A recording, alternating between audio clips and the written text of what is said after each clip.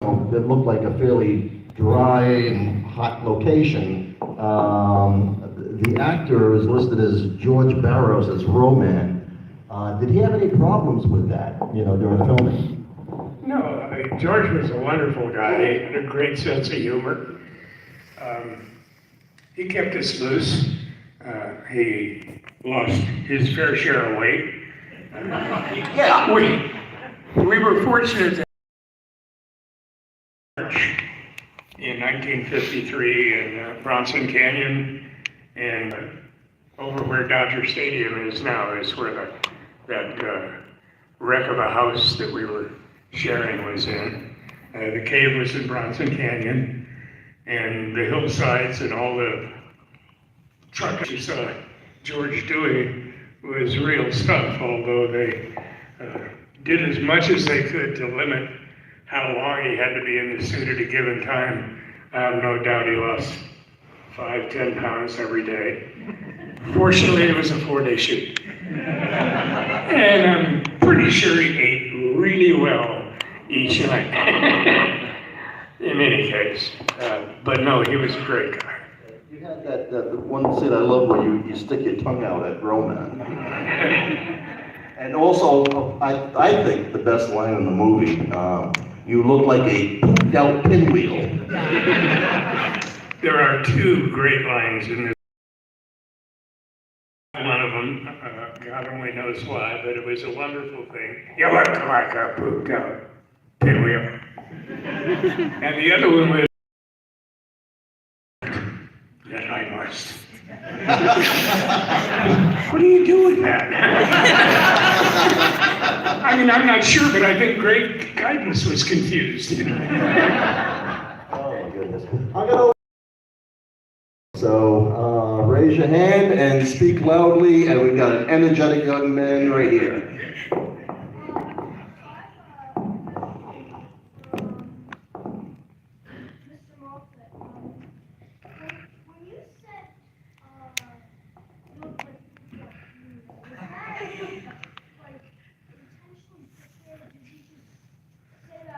Was it ad-libbed? Oh, no, it was scripted. Okay, it was scripted. It was scripted. Can you explain what exactly is a pooped out pinwheel? It's one that apparently doesn't work real well. Well, to add to that, the original script, the original vision for Romance had something more like a rocket kind of thing. Multiple things going on in the helmet, and he's actually able to, discharge electrical or lightning bolts from his fingers. So I think the pooped out pinwheel was probably a reference to that original costume design that obviously was not going to happen on their $16,000 budget. There you go. Questions from the audience? We got questions right here. This gentleman right here. Yep, go ahead. Question for Bob. Can you tell us about any other restoration projects you have in the pipeline? Good question. Yeah, we're very busy, thank goodness. We just finished a film called The Man Who Wasn't There from 1983. A Paramount comedy that hasn't been seen in 3D in 4 decades. Stars Steve Guttenberg just before he hit big. And it's got an Invisible Man angle, so among many other things. I think they threw a lot of stuff at the wall, none of it really stuck, but a very weird, obscure movie. We're just finishing up the big feature that started the short 3D boom called Moana Devil, Arch Oboler's film. Looks amazing. Kino Lorber has gone the extra mile and paid for 4K scans of the original left-right camera negatives. I had an original 1953 print. This looks way better than audiences saw it 7 decades ago. And our most common restoration, and for me, in many ways, rewarding, we're doing Money from Home with Dean Martin and Jerry Lewis. And that was one of only 2 films shot with this massive Technicolor 3-strip camera rig. So for every shot, it was red, green, blue left and red, green, blue right. And Paramount Pictures Archive has scanned 72 reels in 4K resolution. That's 54,000 feet of film of camera negative. And I've worked for Jerry Lewis for a lot of years. This is like a dream project to get to restore this. So yeah, we haven't even announced yet, so there's a lot of good stuff coming. Thanks for asking. That's great. Yeah, another thing that comes to mind, there was one scene in the film that, well, they didn't actually show it, if I remember correctly, but it was, I just found it a little disturbing the first time I saw it. The little girl, Roman, kills the little girl in the dream sequence. You know, I mean, that was kind of hard to take. That's just my own opinion. You know, what was your view? Well, I was obviously upset. I never got a chance to play house with her. You know, I had the feeling that had we been 10 years older in the script, my answers might have been somewhat different. One other thing, the line that George says to her about it being stubborn and she should be built and stuff, that was ad-libbed. And a friend of ours, an associate of Bob's, Eric Kerr, recently purchased George's original shooting script, and it's handwritten in on the page, in George's handwriting. Yeah. As far as we know, it's the only ad-libbed line, but you have to admit it was a bit humorous. Questions? We have questions out there. Questions? Somebody's got a question. Come on. No? Please. Okay. Oh, here we go. Just one young lady here. You mentioned some of the technical challenges you had to deal with in restoring robot monsters. You know, like the vinegar deterioration. How did you deal with that in terms of the film versus using some of the digital capabilities? That's an excellent question. She asked about the various forms of deterioration, how we dealt with it. The first step with any film restoration is you want to extract every possible sliver of information that's on that film. And we dealt with a scanning facility in Texas, Dallas, Texas. Brad Miller has an incredible facility. And he's built all kinds of modifications to his scanner so that he's pulling out all the detail. Once you've got that in a digital form, there's a tremendous amount of tools available now in the digital arsenal to address all of those kind of issues. And imagine doing, you know, photo cleanup in Photoshop on a much higher level technically. And it's tough because for 3D, these were all photographed with 2 cameras, and you're basically restoring the same film twice, you know, and then putting it together stereoscopically. And one of the things that Greg Kintz is brilliant at is he'll go shot by shot and make sure the alignment is spot on. For instance, sometimes because these cameras were new and bulky, the left eye might be a little higher than the right, and that is forcing one eye to look up and one down, which is not natural, obviously. So we fix all of the vertical alignment. We make the left-right panels match perfectly in terms of grayscale and contrast and things. So it's very time-consuming, you know. But I think it allows us now in the digital world to have a 3D master that, in many ways, is better than what they saw 70 years ago. Technology, you gotta love it. I'd like to clear up one thing right now. A few people are still in the room thinking that somehow or another I was the star of this film. Please, on the original posters, my name does not exist. Anyone know it's true. And I didn't really know, and my mom didn't care. Well, it was 4 days' work. But I do want you to know that the true star of what you saw tonight is sitting to my left. It has never looked as good. He didn't change the nature of the film, unfortunately. Why bother with perfection? And we'd love to thank you for coming and going through this torture with us. But But what you saw, the beautiful work you saw, Well, thank you. belongs to Bob.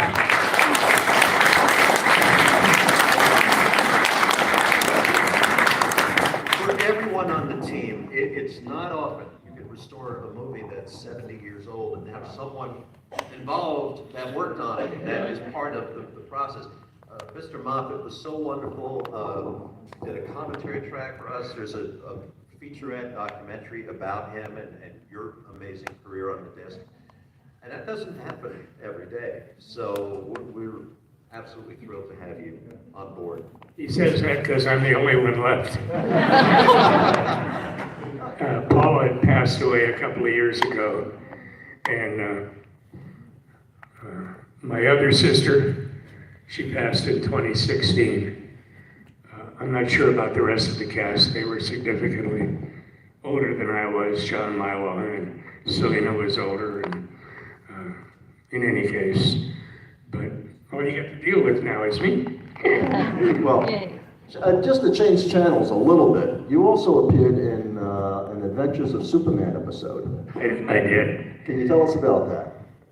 It was a 4-day shoot in their normal studios, and frankly, I don't remember where in Hollywood. Or lots of TV shows were shot in those days in lots of different locations, but this was where George and the company had set up. I worked with George, a wonderful guy, and the whole rest of the cast. I have to say, you know, there are a lot of stories about how performers are treated in show business, whether it's Hollywood or New York or wherever. But I was blessed in that my sister Sharon, some of you have met her here before she passed,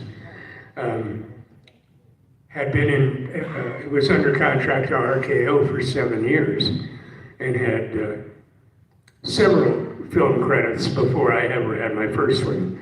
I was 4 when I did my first one, but my mom had become quite aware of what can happen with juveniles in Hollywood. And she was, I don't think they've ever voted for this, but she was probably the best stage mother that ever lived. I never suffered with anything.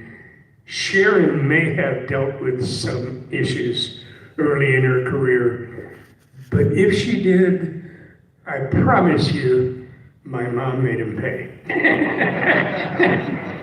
Yeah. And why your acting career, you didn't continue your acting career as an adult? When I had to be 11 or 12, my dad got a job. My dad got a job as an engineer for Hughes Aircraft, and they were right across the road from Disneyland in Anaheim.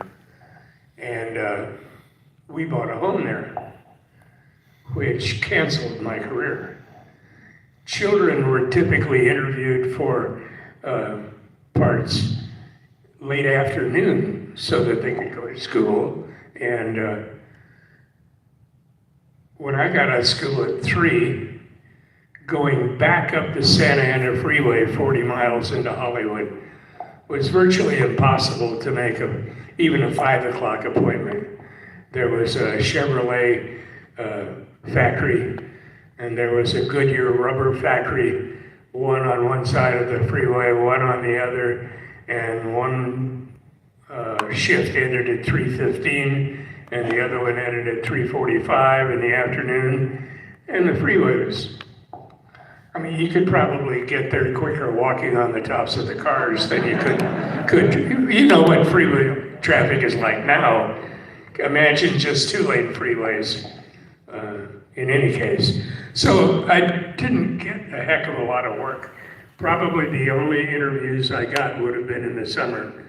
And I did do some work after 1954, but not a lot. And I never pursued performing as an adult.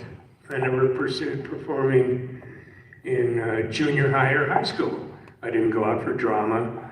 I don't have much of a singing voice.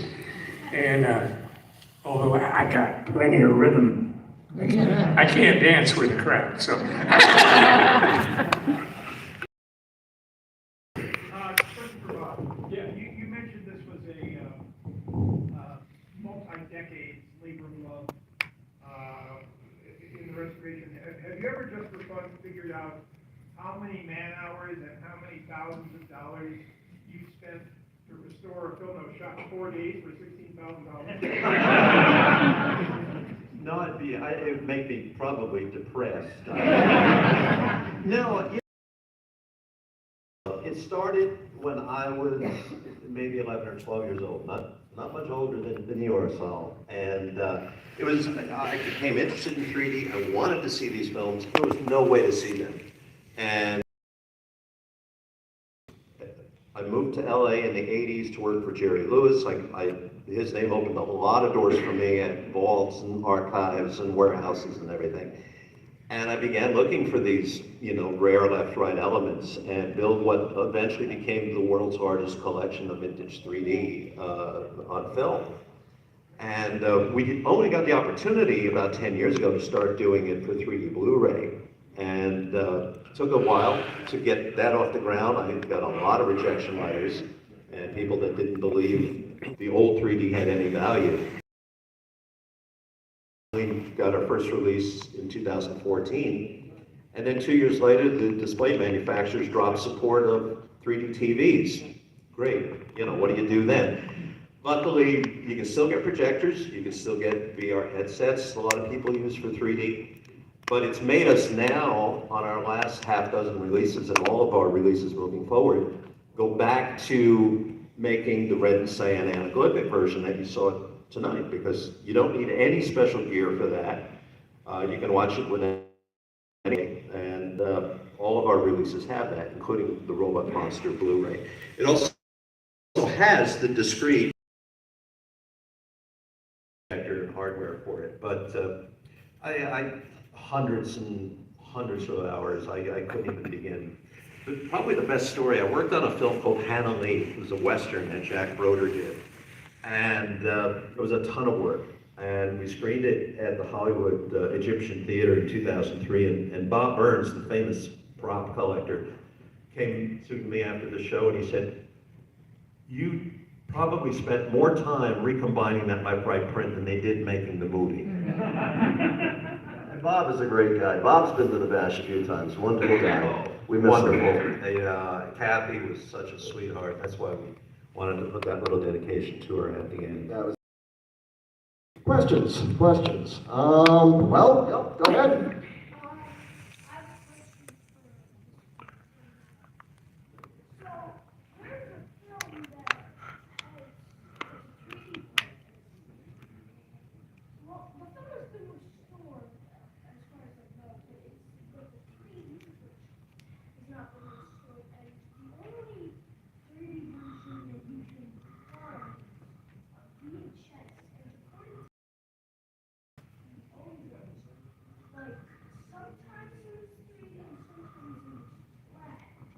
What's the name of that film? Oh, Catwoman of the Moon. Okay. Yeah, Saul has asked about Catwoman of the Moon, which was the second 3D film released by Astor.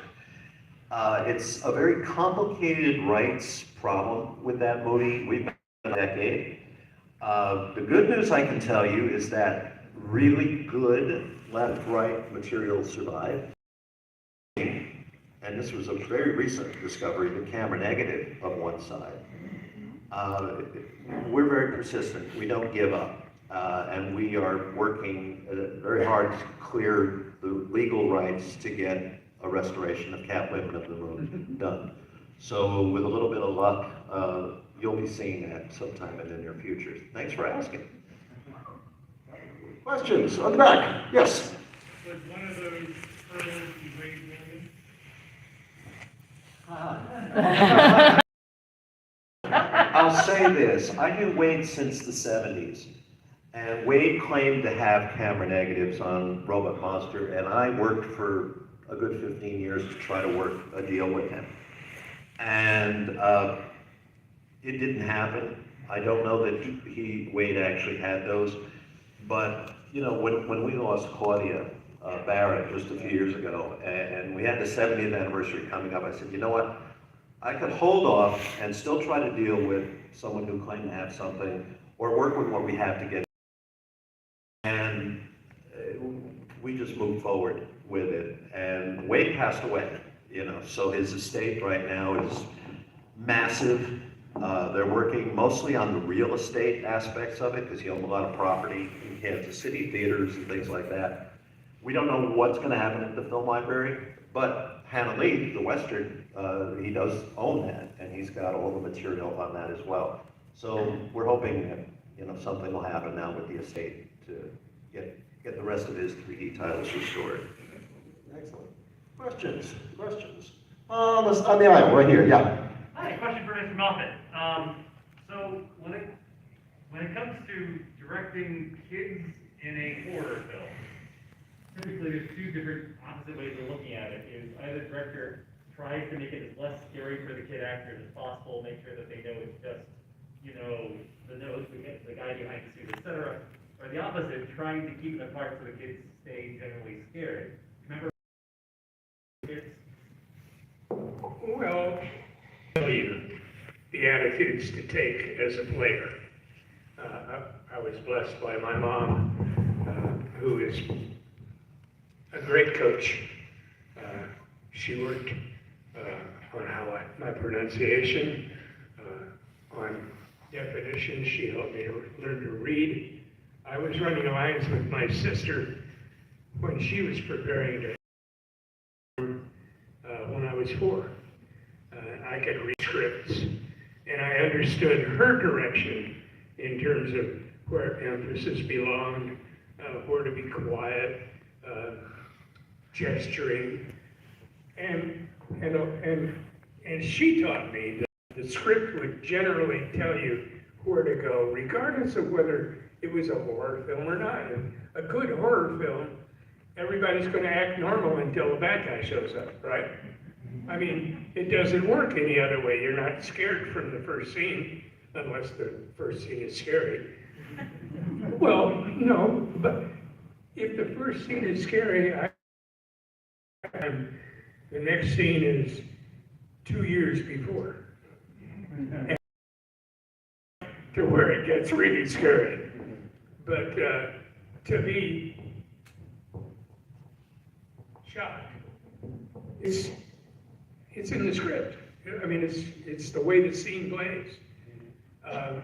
Yes, you can get cues from coaches and from directors and from producers if they see that you haven't emphasized it the way they want to see it.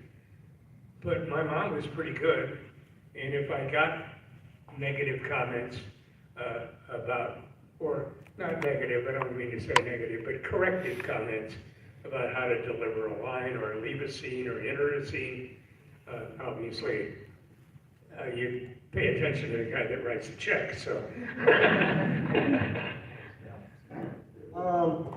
I know that Universal, when they were doing some of their classic horror films, occasionally when they were making up characters, if they had a child actor, they would let the actress see the person being made up as the monster, just so that the person, you know, the child would understand that, you know, this is just a made-up person, okay?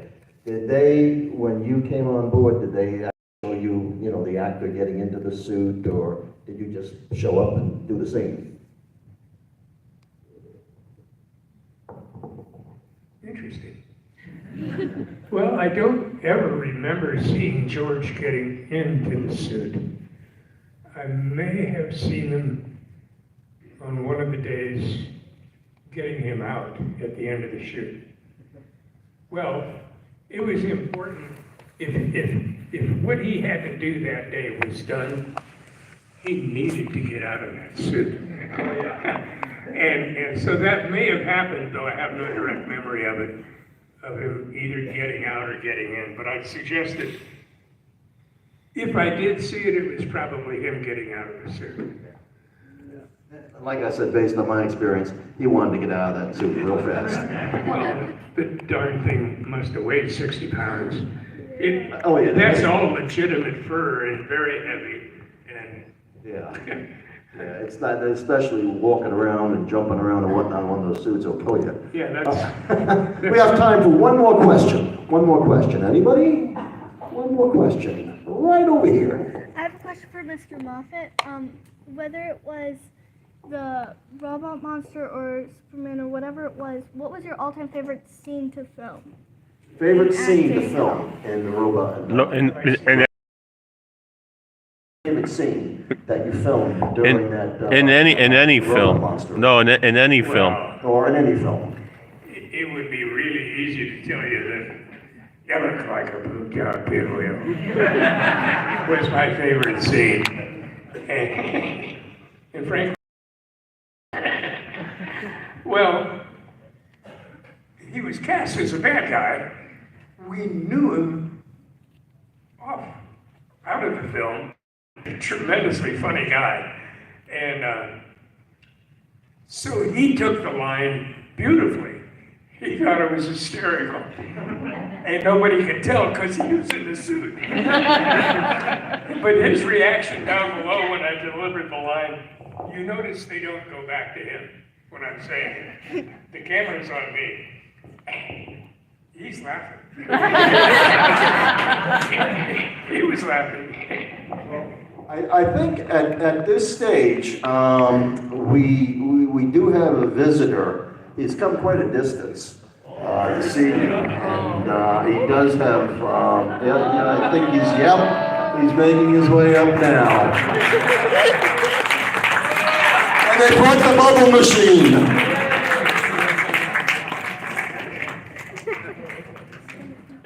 I think he's delivering candy as I think to make up for what he did in the movie. Another autograph seeker.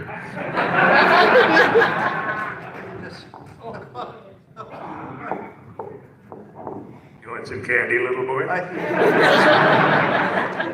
Who is this guy?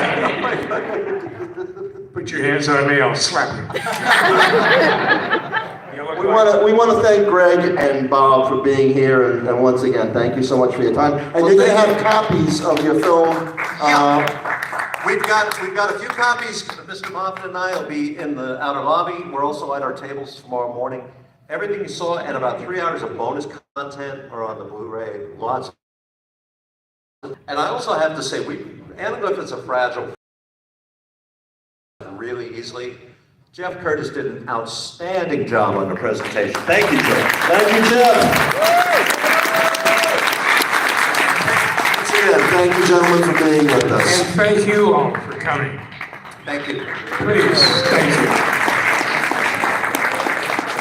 I need to go get my charger because it melts. And we gotta get the cake.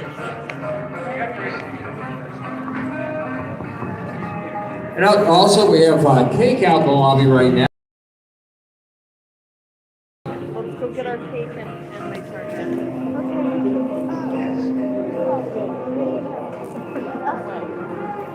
He wants to fangirl over Fermanagh.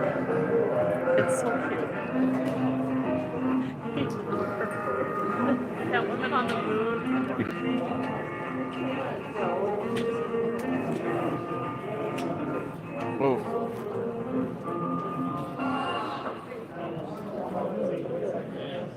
My back hurts. That was cool.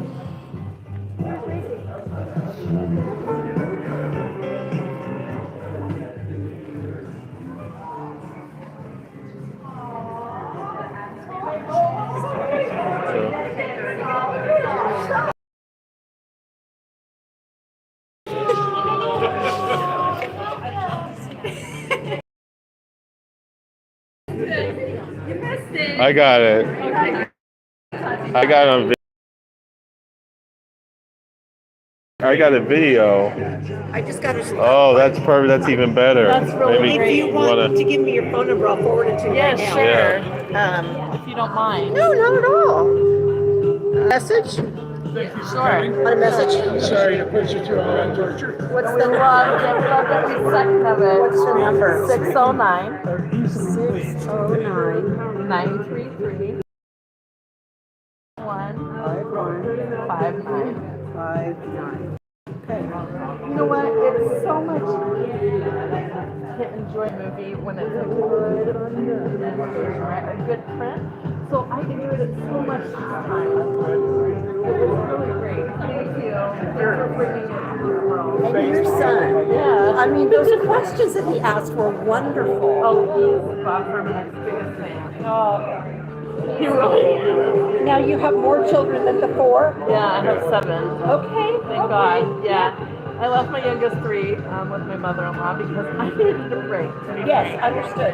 Our youngest son and his wife have 7 children. 1 birth that are adopted. Wow, beautiful. And they range in age from 14 down to 6, I think. Wow. So yeah, a lot of kids. That's what, yeah. So sometimes I just need a break and they love to be I saw Crawler Monster 2 or 3 times a year, just like Giant Gila Monster with Don Sullivan. That was on the big show on 3:30 p.m. And How to Make a Monster, Earth vs. the Spider. I was Teenage Frankenstein. I was Teenage Werewolf, and there's hanging out with the rabbi here. Yeah, How you doing? Just want to say hi to Larry. Oh, what do you want to say? I know I'm live streaming this. Yeah, but oh, cool. We My live got the stream. big spider with me, Steve. A big spider. It's attacking a padre. Yeah, that's white. This is my daughter. Yeah, oh, cool. Oh, I'm sorry. I wasn't. Yeah. How you doing? Good. Yeah, it's my big spider. See, it's going to attack you. It's Spider by Mr. Biggs versus the Spider. The lowest budget giant spider movie of all time. Oh, and here's my devil ant. My devil ant's going to get you. Got you. I need 2 cameras to make it 3D. Gosh. Oh, you got it. Yeah. That's perfect. Just like Eddie Wood. Just like Ed Wood. Yeah. So what's it like being in Dave Rock Nelson's movies, Mr. Padre, Mr. Yeah, what's it like, Joe? It's the best movies I've been in. I've been in a few movies, so. Oh, cool. Yeah, I was. This is your greatest role. Yeah. Your greatest role absolutely. ever. How you been doing? Everything good? How you enjoying the bath?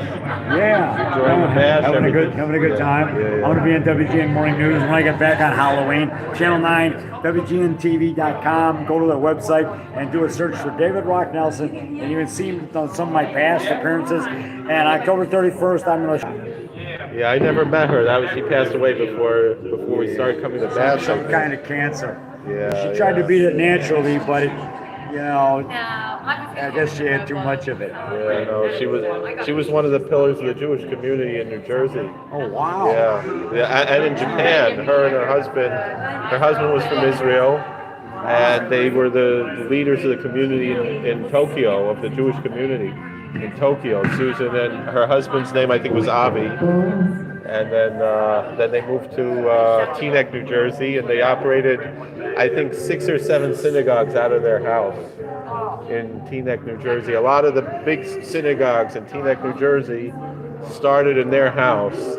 Each one started in their house, and then they got their own building, and then the new one started and got their own building. So there's 6 or 7 synagogues in New Jersey? In Teaneck, New Jersey. That were started by Susan Gordon and her husband? Yeah. And he's from, where is he from? He was from Israel. Oh, yeah, from Israel. Yeah, he passed away also. I think he passed away during COVID actually now. But they lived in Japan for a number of years, and then Israel rocks. Long live Israel, God's chosen nation, God's chosen people, the apple of God's eye. Amen, brother. Amen, Dave. Yeah, amen. Good to see you. Israel rock. Support Israel. Yeah. At our own cake. How you doing, Pastor? What's going on? Your son is amazing. Good to see you. He's something else. Yeah. I'm anxious to see what's going to happen to him in his life, but Yeah. he's going to be president. We'll see. We love you. God Oh, bless you. God bless you, Pastor. nice Good to to see have you. you Oh, here all it's nice the to meet time. you. Nice to see you. No, we enjoy being here. I know you do, and family. This is 9 years we've been here now. Is that right? Yeah, we first one we came was 2014. Okay. We came because Joel Hodgson was here, Oh yeah. and then we saw who else was here, and we were like, "This is amazing." Then we got stuck. That's so great. God bless you, Pastor. Good to see you. I'm gonna go upstairs. Oh, gotta see all these. Is Mommy still down here?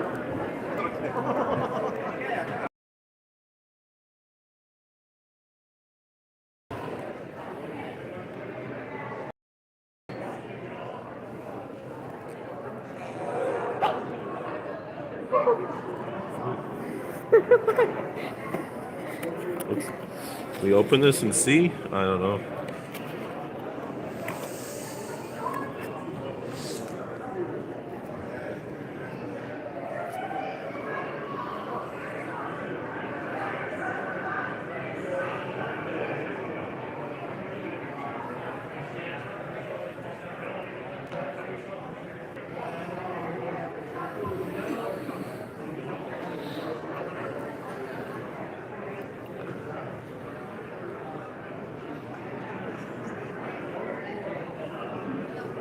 Alright, we'll go get our kosher cake. And we gotta go upstairs.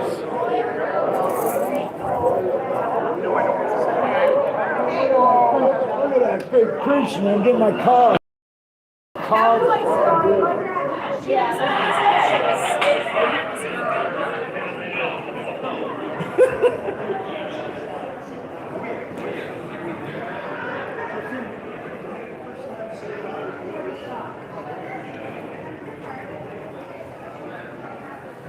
Alright.